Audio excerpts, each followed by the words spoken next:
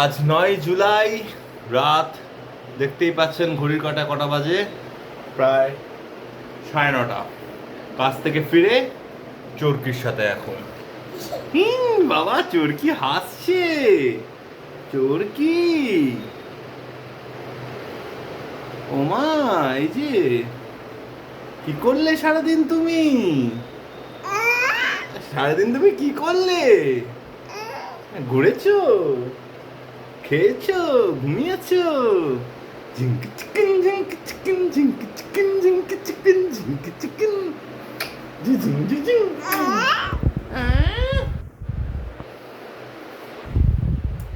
ও বাবা, মা খুব হ্যাপি, আমাকে পেতে খুব হ্যাপি হয়ে যায়। আমার টানিয়ে দাও।